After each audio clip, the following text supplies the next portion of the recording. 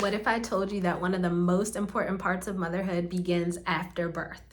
Not during labor, not during delivery, after. For generations, cultures around the world have understood something modern society often overlooks. The first 40 days after birth are absolutely sacred.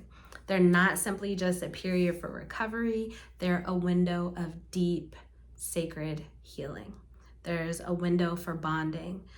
This is a time for restoration. Yet many mothers today are expected to return to normal life almost immediately. We're told to bounce back, go get productive, have people all in your house, host visitors, run errands, care for everybody else. And we are missing the absolute opportunity to honor this sacred moment while our bodies are still healing. So today I want to talk about why the first 40 days after birth matter and what every mother, partner, and family should understand about this powerful season. So across many cultures, there's a tradition of honoring the postpartum period. In Latin American cultures, it's called La Cuarentena. In Chinese tradition, there's a Zhuao Yuezi. In many African, Indigenous, Middle Eastern, and Asian communities, postpartum recovery includes intentional rest, nourishment, and community care. There are some key pillars that are very consistent worldwide in honoring this time. So while the practices may look different, the message is often the same. A mother deserves time to heal. The first 40 days are often viewed as a transition period where the body, the mind, and the spirit recover from pregnancy and birth. This is not about being lazy. This is not about being weak. This is literally biology. Birth changes every single system in your body. Recovery deserves attention. So once you have your baby's in your arms, you're headed home, or maybe you gave birth at home, you think that you have literally just crossed the finish line, when in reality, it's the beginning of another major process. After you've given birth, your body is healing the uterus, adjusting your hormone levels, recovering from blood loss, producing milk, repairing tissues, regulating sleep and stress responses. I really need you to think about that for a moment. All of these systems and all of this activity is all happening after you give birth. It's almost just as much work as it took for you to grow this baby. So your body is doing all of this while you're caring for a newborn. And that is absolutely amazing. But it's also one of the reasons why rest is so important.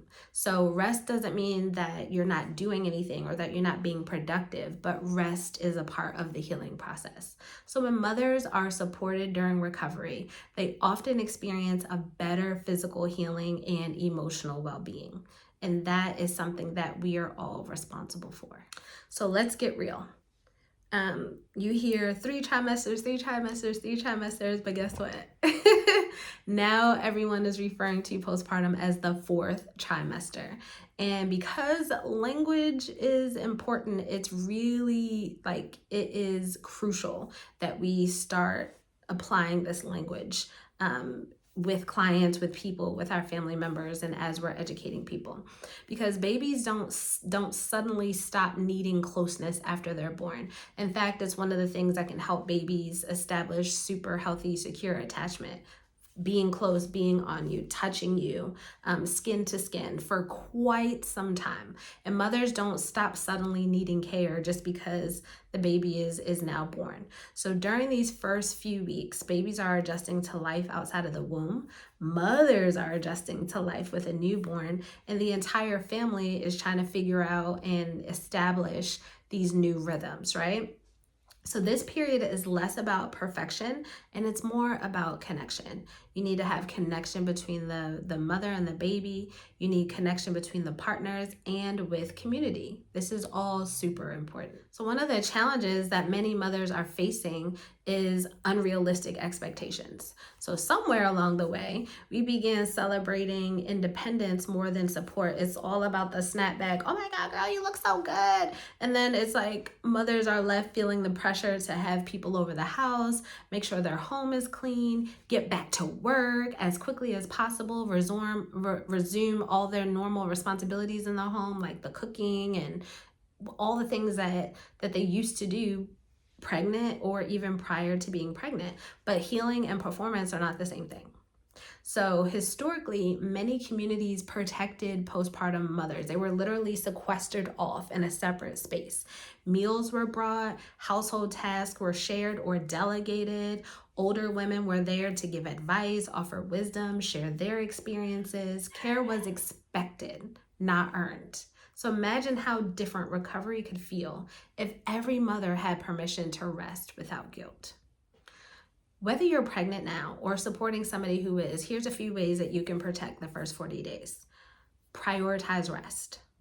Not perfect, not getting a solid 7 or 8. That's probably going to be near impossible in those early days. But we don't need to be focusing on perfection in the rest department in those early days. We don't need you to focus on productivity. Just simply rest, because your healing matters.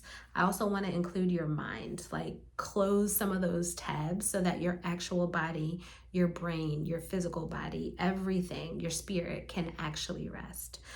Secondly, make sure that you're building a solid support team. I want you to think beyond birth.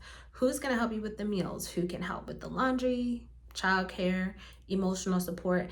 These are not always going to be the same people, and sometimes you're going to have to actually outsource this. So if you know you need support in the home with cleaning, you might have to hire a maid once a week. A laundry service might be something that you can look into. And I know that it sounds like it's something that's like a luxury service or something that you may not be able to afford, but I implore you to really look out in community and look at the different businesses that offer some of these services.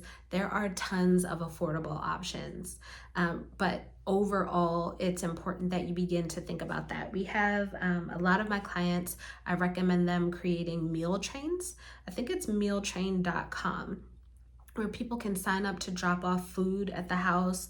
They can send you DoorDash gift cards. There's a couple of creative options there with meal trains. That way you and your family aren't really concerned about food in those first few weeks.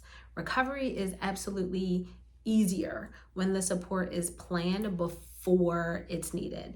When you're waiting until you're already stressed out, the tensions are high, the energy is going back and forth with your spouse or family, we don't want to wait until then. We want to plan ahead. We want to bring the community in. We want to make sure that it's something that you're clear on and that you've actually considered what your needs are going to be. The other thing is limit unnecessary stress. Limit unnecessary stress. It's okay to say not today. It's okay to tell those visitors in a couple of weeks. Create boundaries with those family members that may not honor boundaries on a regular basis. Okay? We know that stress creates inflammation in the body. Again, we want you to focus on your healing. So limiting unnecessary stress is actually something that would fall under the category of prioritizing your healing. Next, I want to make sure that you're nourishing your body. Having a big old water bottle, I left mine in the other room, but having a big old water bottle just at the side of your bed and making sure that that is absolutely full at all times if possible, that is going to be a game changer. Make sure that you're consuming nutrient-dense meals, warm foods, protein-rich snacks. In a Western culture, we like to focus on smoothies and salads because it helps like with the snapback and all of that. But in most indigenous and traditional cultures, and it's literally scientific, we need the warm stuff. We need the broths, the soups, the hot teas. They help to bring our body back into homeostasis. In traditional Chinese medicine, they view things from like a hot, cold, warm perspective. And so birth is a cold event. Once you've given birth, you've experienced blood loss. You have birthed a baby and an organ, the placenta. And so in order to get your body back to balance, we actually have to introduce heat, right? Hot foods, spicy foods to keep the blood warm, to keep your body warm. Like it brings your body back to warmth, which is in the middle. That would be the homeostasis, right? So keep that in mind when you're thinking about the meals and the ingredients in the meals. Healing requires fuel, but it also, after birth, requires some heat, okay? And then the last one is accepting help. This may be one of the hardest lessons.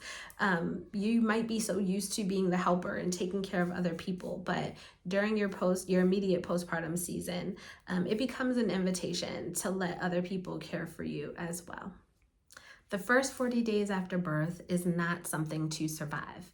They are something to honor. This is absolutely not going to be a perfect season in your life. Some days are going to be beautiful, some days are going to be overwhelming, but remember that the goal is not perfection. The goal is healing, it's connection, it's creating a space for recovery while welcoming in this new life. And so for generations, our ancestors understood what many of us are rediscovering today. When mothers are cared for, when families are supported, they are strengthened. It's literally how we can make sure our communities thrive. When mothers are given time to heal, everyone benefits. So if you're preparing for birth, you don't need to just create a birth plan. You need to create a postpartum plan as well. You need to think about your first 40 days. You need to think about what support will look like, and consider what your healing, your full, complete healing will require. Those first 40 days matter more than most people realize. This is something that literally can impact your health for the rest of your life as a woman. How you're cared for after you give birth affects what happens in your body at like 60, 70, 80. The nutrients that you're putting into your body, how well you are cared for emotionally. This sets the tone and tenor for your future mental health. Like, it's a big deal. If this video resonated with you, let me know in the comments.